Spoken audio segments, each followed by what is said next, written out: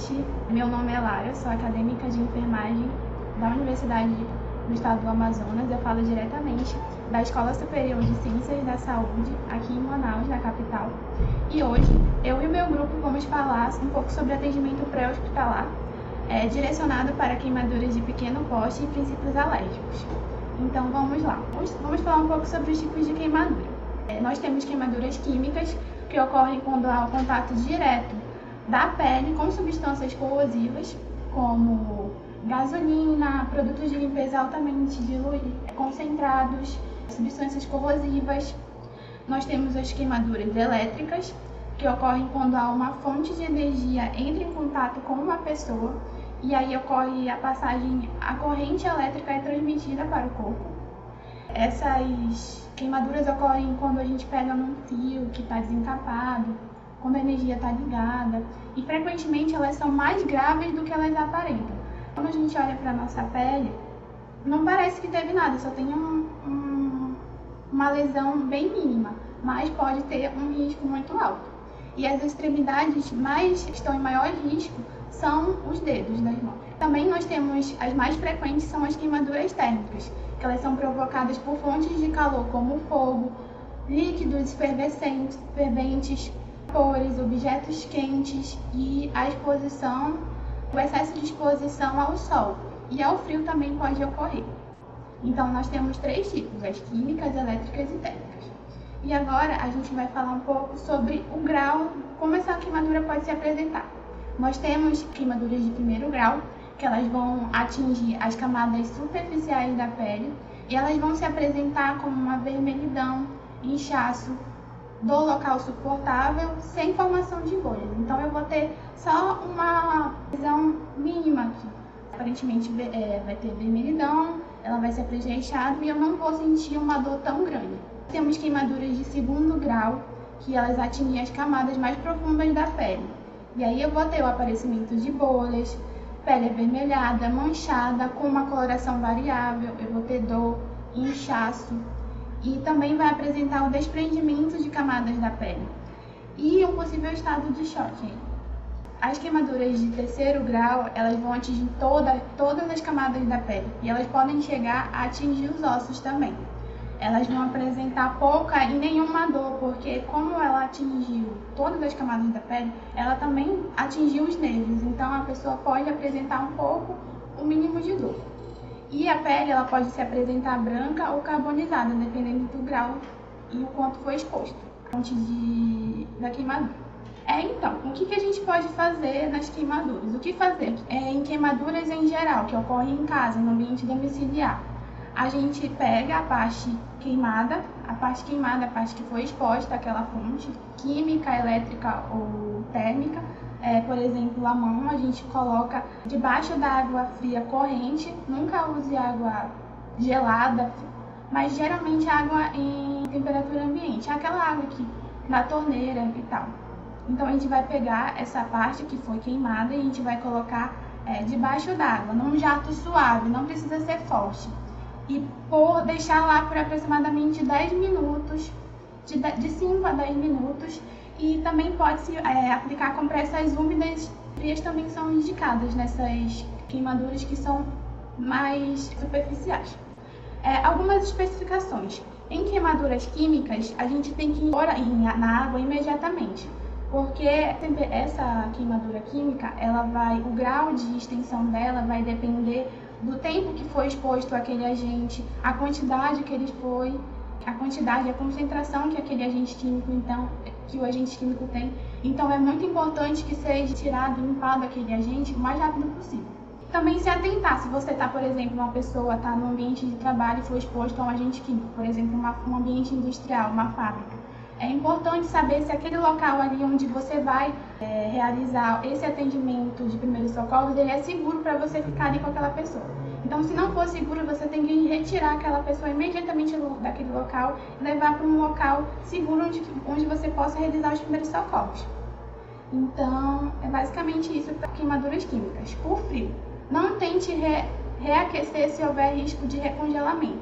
substitua aquela pessoa que foi exposta ao frio ou ao calor, substitua as roupas que elas tiver, se elas tiver com roupas apertadas e úmidas, substitua por cobertores quentes e dê ao paciente líquidos quentes por via oral se ele puder beber, se ele não puder, não precisa. Exatamente isso que eu vim falar aqui. Agora o meu amigo vem explicar um pouco mais sobre queimaduras, vai dar continuidade ao assunto. Olá, boa tarde. Eu sou Vinícius, eu também sou acadêmico de enfermagem da UEA e eu vou dar prosseguimento a essa temática. Bom, continuando falando sobre especificações, uma das especificações mais importantes é com relação à espessura das queimaduras. Então, se ela for uma espessura parcial, ela vai ser dolorosa, até quando tiver uma corrente de ar leve passando. Então, é ideal que você pegue uma compressa fria ou com uma água em temperatura ambiente e coloque suavemente por cima da ferida, não pressionando e nem esfregando, mas só de forma a proteger essa queimadura para que a pessoa não sinta dor e também não haja menos possibilidade de contaminação. Coisa importante, o que não fazer. Não aplique água fria em pacientes com queimaduras muito extensas. Eu vou voltar aqui a imagem. Aqui, nessa queimadura de cima, nessa perna, dá pra ver que é uma queimadura bastante extensa e dá pra ver que tem uma pessoa com uma mangueira ali. Aquilo ali provavelmente é dentro do ambiente hospitalar, onde todas as medidas vão ser tomadas de forma adequada, mas em casa não é ideal fazer isso. Por quê? Porque a pele, ela é uma camada de proteção e também é como se fosse o nosso cobertor. Então ela mantém o calor que é para ficar do nosso corpo, mantém estável esse calor. Quando tu perde essa pele, tu perde calor. E se perde calor, perde pele, tu ainda joga água por cima, tu vai perder ainda mais calor. Então a temperatura do corpo vai cair muito. Pode gerar hipotermia, que é quando a temperatura do corpo cai demais. E a gente acaba tendo problemas na circulação, problemas com relação ao sangue também, que ele vai perder temperatura, enfim. Problemas sistêmicos quando isso acontece. Então, para pacientes com queimaduras muito extensas, não aplicar água. Só nas pequenininhas. Tente reaquecer se houver risco de recongelamento nas queimaduras por frio. Nesse caso, a gente pensa que é uma impossibilidade, né? Tipo, é muito difícil alguém se queimar por frio aqui no Amazonas, em Manaus, mas já aconteceram casos, não é muito raro de acontecer, de pessoas ficarem presas dentro de refrigeradores ou de ambientes de salas de frigoríficos que elas passam a noite inteira presas lá dentro e acabam ficando com os dedos congelados, o nariz congelado. Então, é bom ficar atento. Tente reaquecer se houver risco de recongelamento. Nesses casos de queimadura por frio, se der para colocar uma compressa quente ao invés da compressa fria, é o ideal. Coloca uma compressa com água mais quentinha, não fervendo, por cima da ferida. A pessoa, se ela conseguir ingerir líquidos quentes, se der para ela comer, tenta dar, até chegar na unidade de saúde mais próxima para fazer o atendimento. E também não esfregue ou massageie a área. Por quê? Porque essa pele está muito sensível. Se a gente massagear ou esfregar essa área, a gente vai remover essa pele. Novamente, como eu falei, a pele também tem função protetora. Então, se tu tira essa função protetora, tu pode gerar uma contaminação ali que não ia acontecer se tu não tivesse lá cutucar. Outra coisa importante de falar aqui, não é para passar aqueles produtos, aquelas receitas de vó. Então, não passa nenhum óleo, não passa manteiga, pasta de dente. Enfim, tem uma série de receitas e o ideal é não passar nenhuma delas. A gente vai passar um vídeo depois que vai explicar melhor como fazer isso.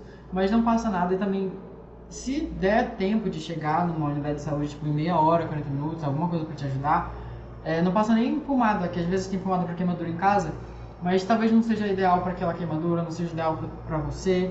Então, só a água por 5 minutos, vai na unidade de saúde que lá eles vão fazer o tratamento, né, da forma mais adequada. Essa aqui é uma parte bem intensa, porque queimaduras que levantam suspeitas. Por quê? Uma boa parte das crianças que são levadas a tratamentos em unidades de saúde com queimaduras são queimaduras de maus tratos. Então, ela foi intencional. Então, é bom ficar atento para queimaduras do tipo circulares, que são queimaduras com bordas claras, e padrões únicos. Por exemplo, moeda. É muito comum pessoas esquentarem a moeda na boca do fogão e colocar em crianças ou idosos, porque eles são mais vulneráveis a maus tratos. Também esquentam a faca e colocam em cima da pele. Então é sempre importante não só prestar atenção e prestar o atendimento, o cuidado, mas também perguntar da pessoa. E por mais que seja uma criança de 3, 4 anos, se ela souber falar, se ela souber apontar, ela vai dizer o que aconteceu com ela. Idosos também, é sempre bom perguntar o que aconteceu e prestar atenção para ver se não foi maus tratos. Também prestar atenção para queimaduras nas solas dos pés de crianças, porque essas queimaduras no solo geralmente sugerem que a criança foi colocada na água quente, porque, por exemplo, a mãe pode dar desculpa que estava dando banho. Só que se ela tivesse jogado água quente dentro da banheira e o menino tivesse entrado, a sola do pé muito provavelmente não ia queimar, porque ela ia encostar no plástico da banheira. Isso ia proteger a pele do pé.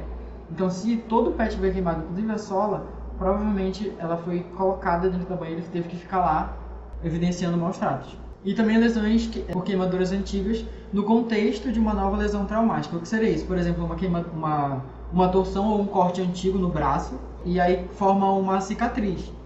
Aí tem pessoas que aproveitam dessa cicatriz para queimar ali, para torturar a pessoa, para gerar maus tratos em cima daquilo e achando que ninguém vai notar, que ninguém vai perceber, ou então dizer que aquilo ali abriu novamente porque a pele está mais sensível, enfim.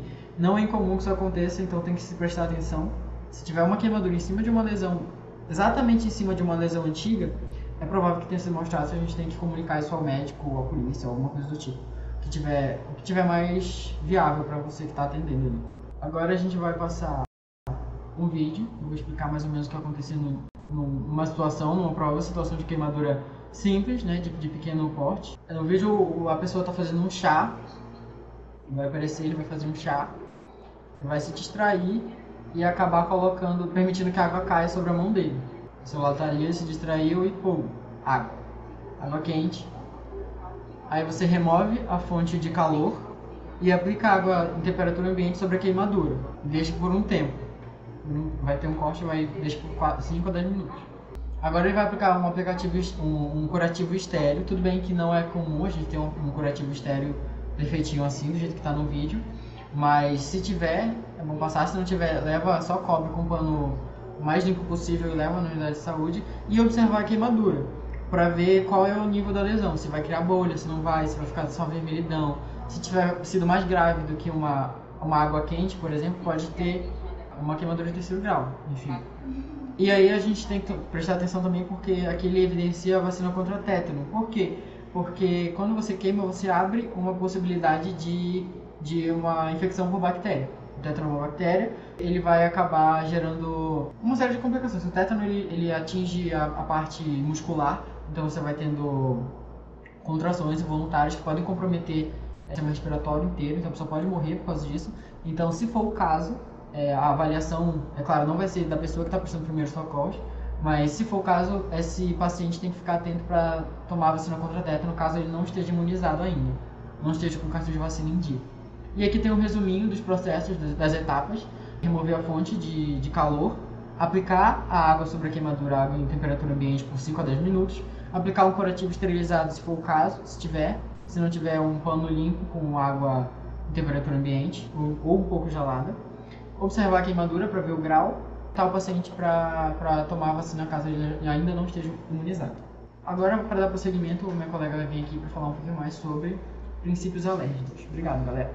Boa tarde, eu me chamo Fabrícia, também sou acadêmica de enfermagem e agora a gente vai dar início aos princípios alérgicos. Primeiramente, como ocorre a alergia?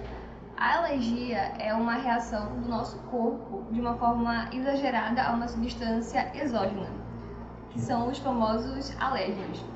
Para ter alergia, o nosso corpo tem que ter um primeiro contato com o alérgeno. Quando ocorre esse contato, o nosso sistema imune adaptativo específico ele vai causar uma sensibilização para futuramente acontecer a reação alérgica. A genética possui grande influência nas reações, mas não necessariamente um pai que tem alergia a camarão vai ter um filho que tem alergia a camarão. O filho pode ter ou não pode ter a alergia. Aqui a gente tem os vários tipos de alérgenos, podem causar as vários tipos de alergia. Podem ser a dermatológica, a respiratória, alimentar, como leite, clara de ovo, crustáceos, legumes, nozes e frutas. Tem as alergias medicamentosas, por contato, por látex, veneno de insetos, cosméticos e metais. Agora eu vou chamar a Dara para falar um pouquinho sobre o choque anafilático. Boa tarde, eu me chamo Dara. Então, a anafilaxia, ela é um quadro bem mais grave assim e sistêmico. O que significa sistêmico? que vai comprometer vários órgãos e sistemas do nosso corpo. Ela é aguda também. O que é aguda? É que inicia rapidamente. Ela é grave, então ela é mais grave do que uma alergia comum. Uma alergia comum, por exemplo, de rinite, que a pessoa vai espirrar, vai ficar com o nariz congestionado, com o nariz entupido, é uma alergia simples, não é uma anafilaxia, que já é uma coisa bem mais grave do que isso. Qual é o tempo de início dos sintomas? Então, pode durar minutos ou pode acontecer em minutos ou em poucas horas. Normalmente de 5 a 30 minutos, a partir do momento que você se expõe ao alérgeno, aqueles alérgenos que a gente viu lá, o pólen, o veneno de insetos, metais, qualquer tipo de coisa, várias coisas podem causar essa alergia nas pessoas. Então, a gente tem aqui na imagem vários sistemas que podem ser comprometidos. Aqui a gente vê a pele e os olhos, que vai causar vermelhidão, vai ficar bem vermelho, vai ter coceira, vai ter inchaço, principalmente dos olhos, da região dos olhos e da região dos lábios. Pode gerar aquelas placas, a gente vai ver imagens depois. O sistema respiratório vai congestionar o nariz, vai deixar ele entupido, vai ter espirro, rouquidão, gerar um edema na garganta que vai pode inchar a garganta, e aí a pessoa começa a ter falta de ar. Tosse, principalmente tosse seca. E também tem aqui o sistema gastrointestinal, que normalmente essa parte do gastrointestinal é comum em alergias alimentícias, por exemplo, comer o camarão, ou comer o leite, aí começa a ter náuseas, vômitos, dor na barriga, diarreia, gases, sangue até nas fezes. E também o sistema neurológico aqui, que pode ter vertigem, que é aquela vontade de desmaiar, aquela sensação, fraqueza e até convulsões. Aí, quando a gente começa a acometer o sistema cardiorrespiratório, é que pode ter mais problemas, porque abaixa a pressão, então a pessoa pode ter uma parada cardíaca ou parada cardiorrespiratória. E é aí que entra o choque anafilático, que pode levar ao óbito. Então, a pessoa pode rapidamente ser levada ao óbito quando acomete esse sistema cardiorrespiratório. Aí aqui a gente tem umas imagens dos sinais e sintomas, como eu falei, o rubor, que é quando fica vermelho, o prurido, que é a coceira, com ou sem lesões, urticariformes, que é aquelas manchas vermelhas na pele, ali os sintomas de cólica, náuseas, vômito, diarreia, o inchaço, aqui a gente vê que fica só um risquinho no olho da pessoa, porque fica bem inchado, as pálpebras, e também da língua e da úvula, que é dentro da garganta, que é por isso que pode fechar a garganta e a pessoa não consegue respirar direito e gera aqui os sintomas respiratórios, que é a dispneia, que é a dificuldade de respirar, coceira e sensação de aperto na garganta, disfagia, que é de dificuldade de engolir, rouquidão e a tosse seca principalmente. Importante ressaltar que alguns desses sintomas, por exemplo, como a Fabrícia falou, o rubor, essas coceiras, essa parte mais na pele, ela pode acontecer de forma leve em outras alergias. Por exemplo, você pegou numa planta e está com seu braço ficou vermelho, coçando, mas não quer dizer que já é uma anafilaxia. Pode ser só uma reação alérgica simples, porque na anafilaxia você já tem que ter vários desses sintomas, principalmente os sintomas respiratórios, que já ficam mais graves. Então, a anafilaxia não é só quando está rubor, ou só quando está com cólica, ou só quando está com uma parte inchada do corpo. Tem que estar vários desses associados juntos para dizer que é um quadro de anafilaxia ou de choque anafilático, que é essa parte mais grave da reação alérgica. E como é que a gente vai proceder, o que a gente vai fazer em relação a isso? Os primeiros socorros. Primeiramente, a gente tem que manter a calma, né? Quanto mais calma a gente tem, mais a gente ajuda a pessoa que está sentindo, ou nós mesmos, que se tivermos numa situação dessa. é suspender, se possível, a exposição a provável agente desencadeante. Ou seja, se você está com alergia por causa de uma pulseira, tira a pulseira. Se você tem alergia a camarão, não coma camarão. Então, se você tem alergia a algum alimento, não coma aquele alimento, que você provavelmente vai ter alguma reação, se você já sabe que tem alergia. Esse negócio de tomar o antialérgico antes de comer o alimento que você é alérgico não serve como prevenção para que você não tenha uma reação alérgica. Outra coisa que você pode fazer, medicamentos antihistamínicos, que são os antialérgicos, em caso de alergia, as alergias mais simples. O choque anafilático normalmente não vai, esses antialérgicos não vão funcionar. O que vai funcionar é a adrenalina, que vai ser aplicada por um profissional de saúde no SAMU ou qualquer outro ponto de atendimento que você for. Então, se você conseguir, se você precisar, se você tiver num choque anafilático, é bom a gente ligar para o SAMU ou levar a pessoa para um pronto-socorro mais perto, né? Em caso da anafilaxia, porque esses casos são mais graves e precisam mesmo de uma dose de adrenalina. Então, as outras coisas não vão funcionar tão bem para esses casos. Então, o que a gente tem que fazer mesmo é ligar para a ambulância ou levar a pessoa para um atendimento. O que a gente pode fazer em casa? A gente vai suspender, é claro, aquilo que está fazendo mal para a pessoa, e a gente vai preservar a permeabilidade das vias aéreas. O que é isso? A gente vai fazer com que a pessoa tente respirar melhor, se tem alguma coisa impedindo, se o alimento ainda está na boca da pessoa. Outra coisa que a gente vai fazer, se a pessoa tiver dispneia, que é a dificuldade de respirar, ou vômitos, colocar em posição de conforto, ou seja, a gente vai colocar a pessoa deitada, não deixar que a pessoa fique em pé, porque ela pode cair a qualquer momento, ela pode, como eu falei, o choque anafilático, a pessoa pode ir a óbito, ela pode morrer rapidamente. Então é bom que ela esteja sentada, caso ela desmaie, alguma coisa assim, que ela esteja deitada ou sentada. Se for deitada, colocar de lado, né, se ela estiver vomitando, e aguardar o serviço de saúde.